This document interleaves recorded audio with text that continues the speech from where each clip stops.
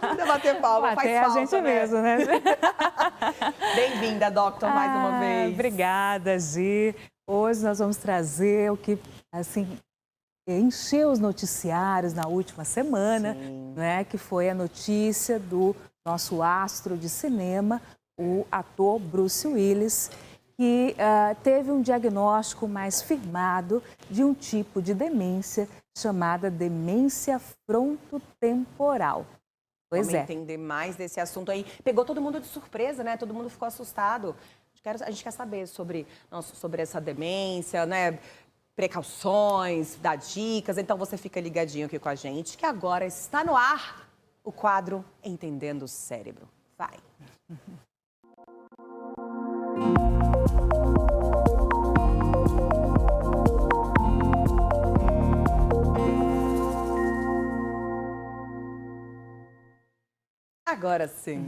Agora sim demos o start. Doctor, o que é demência? ótimo. Então, foi bom a Gi trazer primeiro, porque muita gente tem dúvida, né? Acha que demência é loucura e etc. Mas hoje, gente, a demência tem um diagnóstico bem firmado, tá? Demência, eu preciso explicar para vocês. Olha, nosso cérebro é formado por habilidades cerebrais, né? Ele tem habilidades. Por exemplo, eu preciso ter memória, eu preciso ter atenção, eu preciso ter linguagem para falar com você, eu preciso ter uma habilidade para poder trocar a minha roupa, abotoar, né? Eu preciso ter aquela habilidade de organizar tarefas. Então, veja, o nosso cérebro, ele tem várias habilidades. Quando, pelo menos, duas dessas habilidades cerebrais elas estão comprometidas e essas habilidades geram um declínio do seu funcionamento, ou seja, você não consegue fazer mais o que fazia antes, aí nós temos um diagnóstico de demência, tá, Gê? Você ter habilidades cerebrais comprometidas com declínio de funcionalidade. Então, mas, por exemplo, para ser um quadro de demência, tem que ter duas atividades que pararam de funcionar Pelo ou não? menos. Tipo, pelo menos duas, então. Pelo menos isso por critério, né? De uma maneira geral, pelo menos duas habilidades, que geralmente é a memória, tá? Nossa, aí imagina. Mas, gente. assim, entra a diferenciação, tá, Gi? Eles trouxeram o VT, né, do Bruce Willis, a gente já vai passar. Mas demência é isso. A principal tipo de demência é o Alzheimer, tá? 80% dos casos.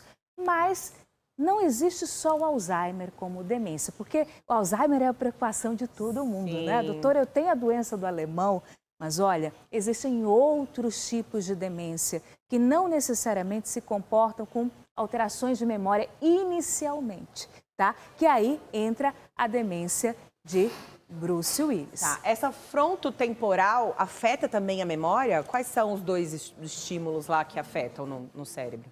Ótimo. Em relação à demência frontotemporal, ela tem uma característica, tá? Ela não se manifesta inicialmente com memória, por incrível que pareça. Olha! Então, aqui você está até funcional, mas você tem alterações comportamentais, de personalidade ou linguagem. Olha só. Nossa! Indivíduos, pois é. Então, tem uma variante nessa demência que é a comportamental. Por exemplo, você tem atitudes antissociais, se veste com roupa rasgada, se torna desleixado, começa a cumprimentar pessoas sem mesmo conhecer. Assim, tem até descrição de livro, tá, gente? Artigo. Flatulência sem se preocupar. Flatulência, minha gente, é pum, mais conhecido como pum, tá bom? Traduzindo aqui para linguagem, né? Como é que digamos, mais popular. Mais popular. Por exemplo, urinar... Acho chique falar flatulências. Urinar na rua. Invadir espaços que não lhe convém. Então, ele passa a ter alterações comportamentais, hipersexualidade, começa a cantar as pessoas, começa a pensar em ter relacionamento sexual em grupo, por exemplo, tá? Que não tinha antes. Alterações alimentares, por exemplo, começa a ter um hábito de consumir mais açúcar do que consumia antes. Isso de forma consciente, doutora? Já vem uma alteração do quadro demencial, né? Ele faz essas coisas. Tá, mas ele está consciente que ele está fazendo aquilo ou não? Ou tem uma consciência, mas foi alterada a consciência? Então, geralmente você tem uma alteração porque já está havendo uma degeneração Entendi. cerebral, tá? E não só isso, Gil, o indivíduo ele pode ficar apático, ele pode perder a motivação de atividades sociais, por exemplo, de sair, de passear, ele pode ficar passivo em uma conversa. Loucura, né? A gente pode pensar, é tanta coisa. Por isso que eu falo, gente, procure um especialista. Aconteceu alguma coisa diferente com você, um sentimento, não quer ir pra festa, tá triste. Porque pode ser depressão, pode ser demência, pode ser tanta coisa, né, que tem que investigar. Né? Não passa batido, não. É a sua saúde, é a sua vida, entendeu? Procura um especialista quando começar a ter alterações aí, seja de comportamento, seja na linguagem, na fala, enfim. E você falou uma coisa interessante, de que loucura, né? Você sabe que antes tudo era considerado loucura, né? Que loucura, gente. E é isso mesmo. Assim, as pessoas têm ainda essa tendência a achar que é loucura. Mas muitas vezes é uma alteração comportamental decorrente de um quadro demencial que degenera as regiões do cérebro. É um quadro progressivo.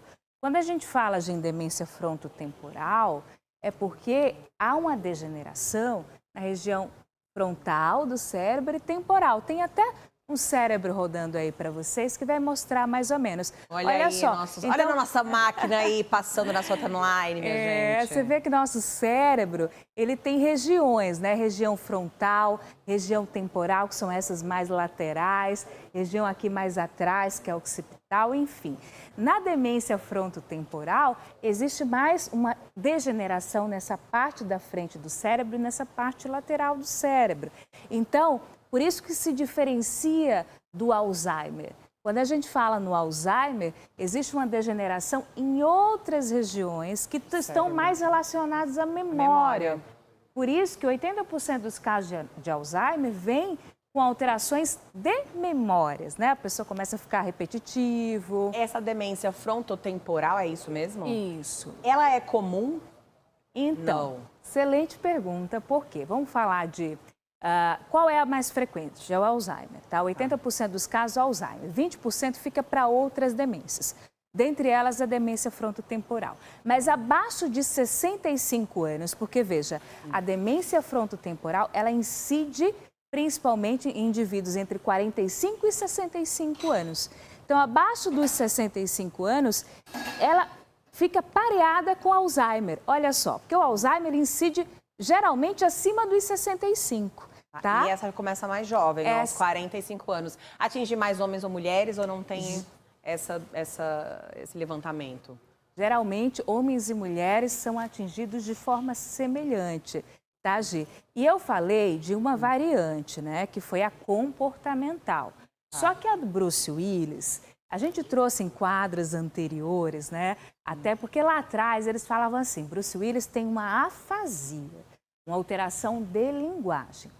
Existe a variante que é a afásica, afasia progressiva primária, a gente chama um nome difícil, mas começa com alteração de linguagem. Então, no caso dele, só foi a fala que alterou? Inicialmente, ele começou com essa dificuldade de linguagem, que pode ser dificuldade, por exemplo, de nomear um objeto, tá? Dificuldade de completar frases. Agonia, né? A pessoa faz saber que aquilo ali tá, e não consegue falar, não consegue desenvolver, né?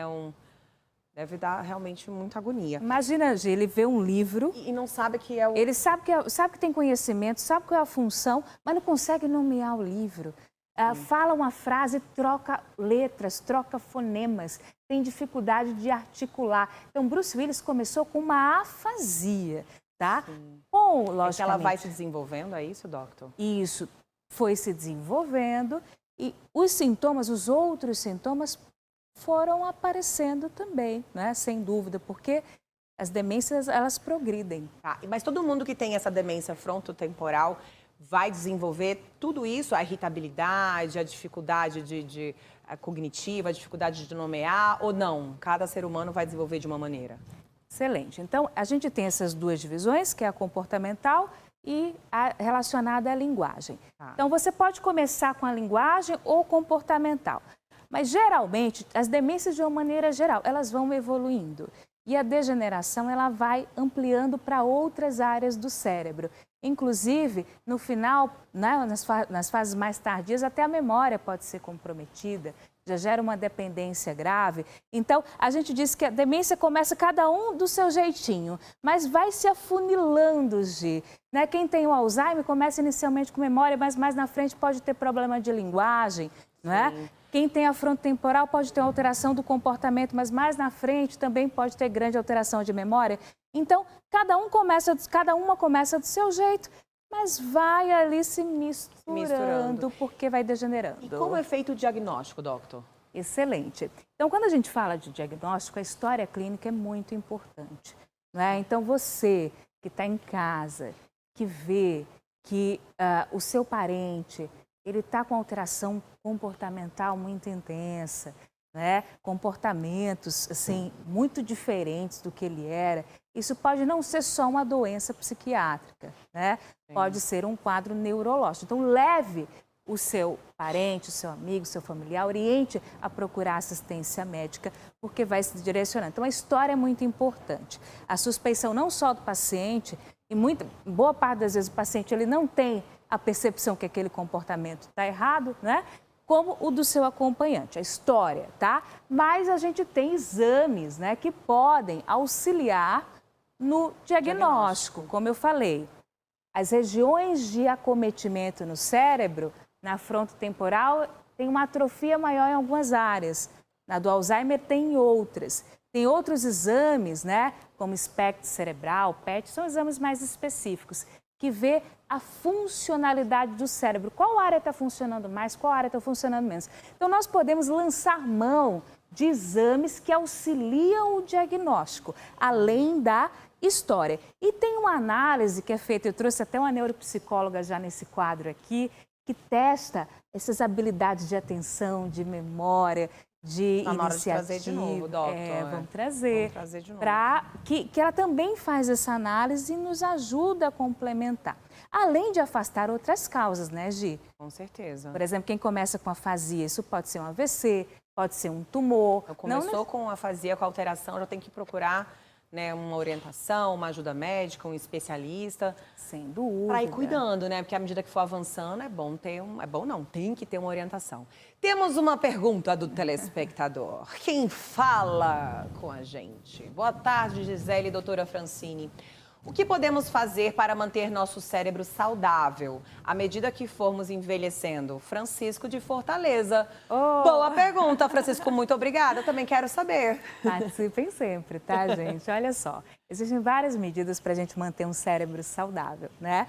Principalmente, atividade intelectual, uma leitura, uma escrita, jogos de cartas, jogos de tabuleiro, caça-palavras, palavras cruzadas, tudo é estímulo cerebral.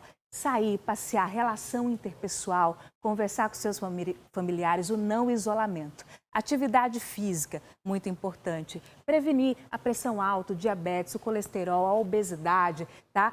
Evitar ambientes de poluição também. Então, são cuidados que você pode ter com a sua saúde e estimular o cérebro. Eu falo, cérebro é como um músculo. Sim. Se você não trabalha ele vai atrofiando, tá, gente? Então, vamos trabalhar esse cérebro, tá? Você tá fazendo, Ricardão? Atividade aí intelectual? Assustou, né? Achou que eu ia falar outra coisa. Tá fazendo? Então, o cérebro vai ficar bom. Voltamos para o nosso tema, demência frontotemporal. Tem cura? Tratamento? Muito bom. Não tem tratamento, infelizmente, né? Não tem cura, tem tratamento.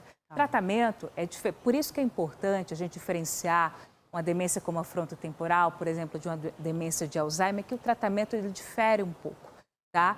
Então, aqui a gente não tem um tratamento curativo, mas existem, por exemplo, medicações que podem controlar os sintomas. Então, uma pessoa que fica muito agitado, muito agressivo, você pode lançar mão de alguns medicamentos que acalmam. A pessoa que está muito apática, muito passiva, sem vontade, perdeu aquela vontade de relacionamento social, de viver, exatamente. Você pode tratar com outras medicações que também incluem antidepressivos, tá? Então, existe o tratamento medicamentoso, existe o tratamento não medicamentoso com outros profissionais, né? Com psicoterapeuta, com fonoaudiólogo, para quem desenvolveu o quadro de linguagem, juntamente com a família, para a gente ver quais foram as principais alterações do paciente e fazer modificações no ambiente para que ele viva melhor, não é? Com certeza. Então, terapia multiprofissional junto com a medicamentosa.